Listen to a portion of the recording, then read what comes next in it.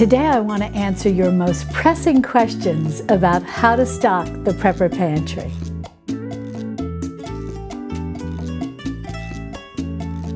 Hi sweet friends, I'm Mary and welcome to Mary's Nest, where I teach traditional cooking skills for making nutrient-dense foods like bone broth, ferments, sourdough, and more. So if you enjoy learning about those things, consider subscribing to my channel and don't forget to click on the little notification bell below. That'll let you know every time I upload a new video. Well, I want to thank you all so much for such great feedback on my recent Prepper Pantry series. It was the three-part series that I did where part one addressed what is a Prepper Pantry and why we all need one. And part two was how to stock the Prepper Pantry with real food. That addressed how to find as wholesome, close to traditional foods as possible, as opposed to just relying on all those processed prepackaged foods. And then part three was how to stock your Prepper Pantry on $5 a week. And in that video, I show a lot of combinations of the things that you can buy each week within a $5 budget that allow you to have a variety of foods in your Prepper Pantry. So you're not just stuck with a lot of rice and beans after a number of weeks. So even if you're putting your Prepper plan in place, it gets interrupted, and maybe you have to wait a few weeks till you can start prepping your pantry again, you at least know you have some variety in your Prepper Pantry, or what I call the extended pantry, under that four corners pantry concept of your working pantry in the kitchen, your fridge, your freezer, and your extended pantry. That's your Prepper Pantry where you have your backup foods. So in that video, part three, I really focus on trying to shop with variety. So that was the three-part series, and I want to thank you for the feedback. You all seem to really enjoy that, and I hope that it was very helpful.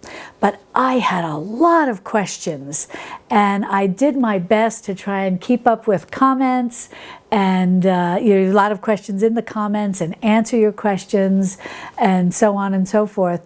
And you also got into a lot of great discussions in the comments. I was really happy to see that.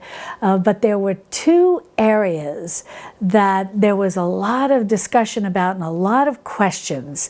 So I wanted to address those today. Now, first, I just want to mention, in case you missed that three-part Prepper Pantry series, I'll be sure to put the link to the playlist in the description under this video, and I'll also put it in the pinned comment, so whichever is easier for you to find. And in that playlist, I'll also include different shelf-stable things you can make homemade, like the cream of soup mix and your own bouillon powder and so on and so forth. I'll put those in the playlist, and I'll also put in videos that show you how to make meals out of some of those things in your Prepper Pantry. So hopefully that'll be a nice, complete playlist for you. So you have everything in one place, and you can watch videos as time permits, in your leisure. Well, the two themes that I noticed over and over again were, what are more ideas for proteins in a Prepper Pantry, non-perishable proteins?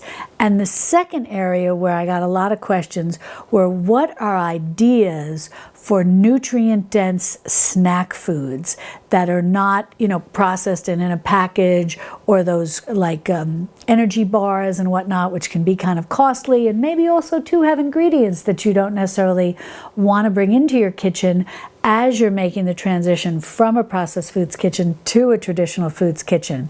So those are two areas where there were a lot of questions. And first I want to talk about the protein.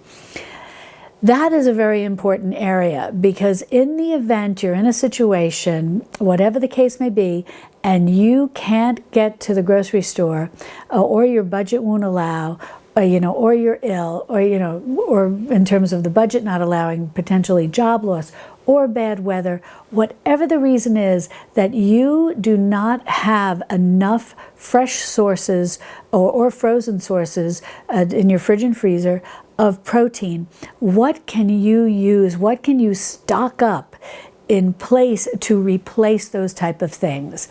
And in video 2 and video 3, we talked, part 2 and part 3, we talked about canned chicken, which is popular and easy to find and affordable. It runs about $2 a can.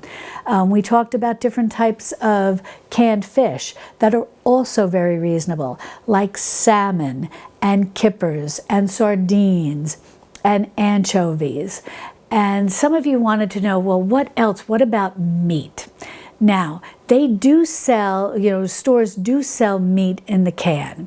And primarily, I have seen canned roast beef at Costco and Sam's. Now, it's been out of stock. A lot of things have been out of stock during this period of time, but this is going to pass and they're going to come back in stock.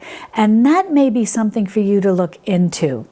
I haven't bought that. I have bought it, but it's been a long time since I bought it because my family tends to lean more to eating chicken and fish. But I remember it being quite nice, and it can definitely be used to make a stew or with a gravy, maybe over egg noodles or something like that. So definitely look for that. Now, I can't recall seeing canned roast beef at my grocery store. They may have it. I just have never looked for it, but I have seen it at the bigger box stores like Costco and Sam's when it's in stock. Now, another thing that you can think about stocking as well for meat, actual red meat, is jerky. It's a wonderful shelf life and it's easy to eat, and now that's more of in the snack category as opposed to actually making a meal out of it. But in that sort of dried meat area, something that's interesting to look at is chip beef. And that's kind of, it's not quite a jerky, but it's a dried meat, and it's often sold in a jar at your grocery store, and it's been around for forever, and there's the common recipe that this really kind of goes back to my childhood. You don't hear about a lot of people eating this, but I think it's things like this that need to be brought back, and that's chip beef on toast. And basically it's this dried beef that you cook up in a nice sauce and you put it on a piece of toast. And it can be very filling and it's very high in protein. So those are some things to look for. So look for your canned roast beef, look for your jerky, and look for chip beef in the jar. Now, there are also other different canned type meats or spreads you can look for. There's ham, there's liverwurst. The only thing with those, you just need to be a little careful. Read the ingredients. And as I've shared with you, I try to avoid those canned items that have a lot of artificial ingredients. And many people who are making the transition from a processed foods kitchen to a traditional foods kitchen are doing this because it's a lot of those artificial ingredients that don't agree with them and may give them headaches or create skin rashes or whatever the case may be. So you need to be very careful when you look at those canned meats that are very processed, like the chopped ham or like the liverwurst. So definitely think of those as runner-ups and try to focus more on the whole canned meats, like the canned roast beef or jerky, which is generally very simple, or the chip beef. Now, for other canned types of protein, there are more than, in terms of the fish, there are more than what I mentioned in my videos, but I was trying to stay very budget conscious. If you have a more generous grocery budget, there are things like shrimp in a can, you can even get crab in a can, and something that does lean on a little more of the reasonable side are clams in a can. And you could buy clams, and you could buy either the fish broth or you can buy the clam juice in the bottles. And then if you've got some potatoes, you can make a nice clam chowder. So that's something to think about too in terms of other sources for protein. And although similar but a little richer in flavor, sometimes I do see canned turkey. But again, that is, I don't recall ever seeing that at my grocery store, but you do find that at certain times of the year at the big box stores. So that's another option too if you want just a little difference in flavor. The meat's usually a little darker and it has a little richer flavor. So canned turkey is definitely something that you can incorporate into your extended pantry that then can replenish your working pantry as you run low on those perishable choices in your fridge and freezer. And one other option I want to mention, but again, this goes back to reading the ingredients carefully. There are cans of meat dishes you can buy, like stews, sort of in the large cans, and read the ingredients and see exactly what's in there, because today there's so many choices. You can find something that's got a lot of ingredients in it, or you can find something that has a very minimal amount of ingredients in it. And those foods I think are important for keeping on hand in the event that whomever is the main cook in the household is under the weather, and the rest of the family may have to rely on things that can be easily opened out of a can and then warmed up. And so if you're looking for those meats, I'm thinking of the Dinty Moore stews, you see those a lot at the grocery store. I haven't looked at the ingredients of those in a long time. But looking for those type of canned foods that may have meat in them, red meat specifically, and maybe aren't overly processed, but can fill in for when either you're not able to cook and the family has to rely on just, as I said, heating something out of a can, or you simply, that may be the type of food you need to fill in when your perishable foods are running low and you're just simply not able to go to the grocery store, or your budget doesn't allow you to purchase red meat or chicken or fish in its perishable form. The other thing that many of you were talking about was, what about some snacks that are really nutrient dense? And this is a very important area, especially if you're doing very physical, hard physical labor, and you're working in cold weather, and or you have young children or growing teens, they need those nutrient dense foods. And I thought it was interesting, one of you had shared with me a story about when you were young and how your family's barn, and I think, and please excuse me if I don't have the story exactly correct, but I think it was that the family barn was about a half a mile away from wherever your home was, and you had to trudge through the snow and take care of the animals and then trudge back, and that your mom and dad, always made sure you had some very nutrient-rich type foods, jerky or whatever the case may be, to nibble on to give you the energy that you needed to make the trek and then make the trek back. So those are the type of things, not just jerky, but these are some of the things that you want to think about of, depending on how much heavy work, especially if you have a little farm or a little ranch, or a big one for that matter, or simply work that you're doing around your house in the suburbs, or shoveling snow. I mean, it doesn't really, except in this for city folk who, have snow plows coming through and whatnot. Many people, whether it's country or suburbs, are going to be out shoveling snow. And what types of foods can really keep up your energy.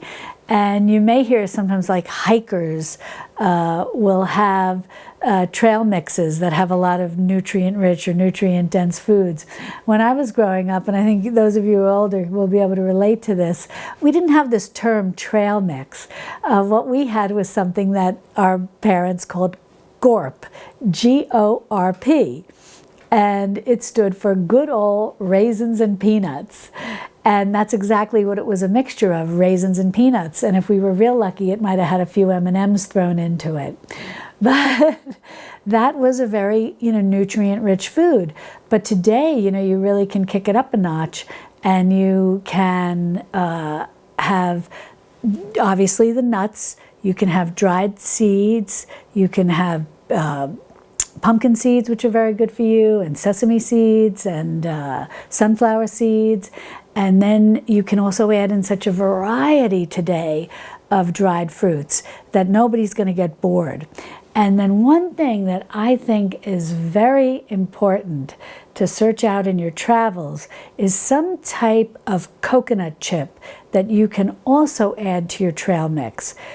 Because the coconut chips, and they're becoming more common, I think they're getting a little easier to find at grocery stores, as opposed to like the shredded coconut that you might use in a recipe or even in making a homemade granola or something, that's fine.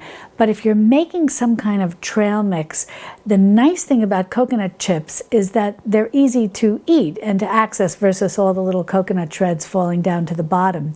And coconut is very high in saturated fat, which, if you know, I know some of you might be saying, no, not saturated fat, it's bad for you. But chances are, if you're here and you're interested in traditional foods and you like the book Nourishing Traditions by Sally Fallon and the corresponding organization, the Weston A. Price Foundation, that talks about the benefits to our bodies and our brains from saturated fats, that having those coconut chips, which are really, they're not perishable.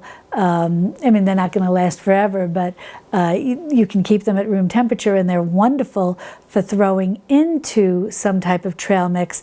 And then you're getting that really nutrient-dense saturated fat that's going to definitely satiate you. Plus, it's going to give you energy. You may hear sometimes people who hike will have these little individual portions. They're sold in like little, almost looks like a mustard pack or something that you'd get at a fast food restaurant, but they're filled with coconut oil. And it's because coconut oil is a fatty acid that is used like very quickly as a source of energy by our bodies.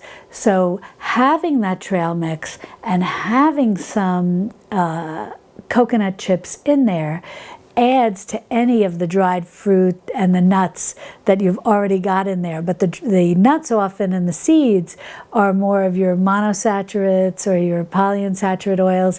And now you bring in the coconut chips, you're bringing in your saturated fats. So you're getting a nice even profile of fats, which are, good for the body, good for the brain. And as I said, it's those saturated fats that are really going to help satiate your appetite and give you the energy that you need for maybe shoveling snow or whatever you're doing. And also, too, it's a wonderful snack for growing teens who really just seem to always need a lot of food. And you're giving them things that are not only nourishing for their overall health, it's that saturated fat that's very good, that scientists tell us is very good for brain development. So that's anytime you can sneak a little saturated fat into the diet of young children and growing teens is a good thing. And I know Sally Fallon talks a lot about this, and so do a lot of websites that focus on nourishing traditions. And I think there's even a website, Nourishing Children. I know Sally Fallon has a book that's just about feeding children and nourish children. I'm not exactly sure of the title. I'll have to look it up for you. But that can be a very good path to take when you're building up your pantry. Now, nuts don't have an indefinite shelf life, neither do seeds, because they do have oil in them. But they can last about a year. And if you do have the freezer and the fridge functioning, putting these things in the freezer is obviously going to extend the shelf life. Now, in talking about the Prepper Pantry, I want to mention that if you haven't seen this yet, I have a video where I show you my pantry list, and you can also download my pantry list for free. And it's 36 pages long, and so you can also just keep it on your phone if you don't want to print it out. But it's a wonderful resource that's very comprehensive, very extensive, and I go through all of the various traditional foods. I call it the essential Four Corners Traditional Foods Pantry List. And I talk all about what you need to have in your working pantry, what you need to have in your fridge, what you need to have in your freezer, what you need in your extended pantry, how to store these things, where to store them, so on and so forth, and plus lots of other it's not just lists, it's got a lot of other information in there. And wherever I have a video about one of those pantry items and how to use it to make a meal, I have a link. So if you've got that on your computer, you can just click on the link and it'll show you, you know, if I'm talking about grains, how to soak and sprout grains, or if I'm talking about sourdough, how to make sourdough bread, and so on and so forth. So it's very comprehensive, and I think you'll really like it. So if you want, click on this playlist over here, and that video will tell you all about the pantry list. I walk through it page after page. You can download it, and I've got a lot of other good videos all about the Prepper Pantry in that playlist as well. And I'll see you over there in my Texas Hill Country kitchen. Love and God bless.